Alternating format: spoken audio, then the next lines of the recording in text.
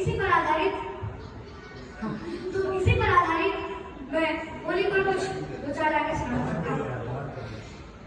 प्रहलाद की बुआ होलिका के चलने के बाद सभी देवी देवता, यक्ष, गंधर्व, किन्नर सभी लोग धरती पर आए और रंगों का त्योहार होली मनाए। तभी से हम लोग होली का त्योहार मनाते हैं। होली मनाने के बाद हिरण्यकश्यप ने प्रहलाद की माता कैथु का वध कर डाला, जिसे देखकर प्रहलाद जी बहुत डर गए और उस नन्हे से प्रहलाद से हिरण्यकश्यप ने गजरा करते हुए पूछा कि बताओ तेरा हरि कहाँ रहता है? डरते हुए प्रहलाद जी ने कहा, पिताश्री, श्री हरि तो सभी जगह विराजमान है, हम में, आप में, इन सारी सेनाओं में, इन सारी प्रजाओं में श्री हरि तो धरती के कण-कण में विराजमान है। तब हिरण्यकश्यप ने फिर गजरा करते हुए पूछा कि क्या इस खंभे में भी मेरे भगवान है? तो प्रहलाद ने कांपते हुए कहा, हाँ पिताश्री, इस खंभे में भी मेरे भगवान है। फिर क्या था?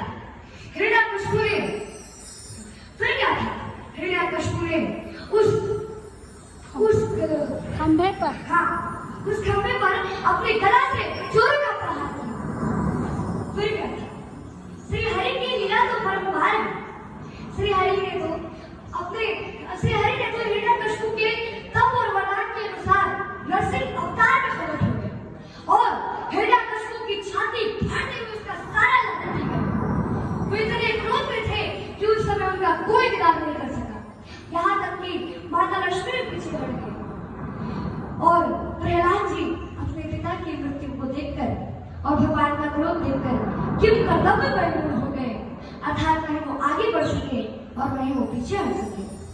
तब भगवान नरसिंह ने प्रहलाद से क्षमा याचना की कि कोई बबू कुछ सुकुमार मेरे नदर कोई का प्रमोद कृतना रुणया तुलार से आलोकितम विशदमे तदवोत पूर्वम छंदम्यं जदिमे समय विलंब। अर्थात हे प्रहलाद, कहाँ है तुम्हारा कोमल शरीर और कहाँ है तुम्हारी छोटी उम्र और कहाँ है तेरे बड़ी-बड़ी कष्ट और यातनाएं, बड़ी ही दर्दनाक और भयानक दृश्य। ऐसा दृश्य मैंने पहले कभी नहीं देखा था।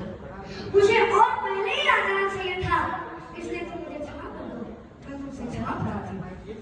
भगवान नरसिंह सेठ प्रहलाद, ओ Prahlad, I am very sorry. I have got late to come.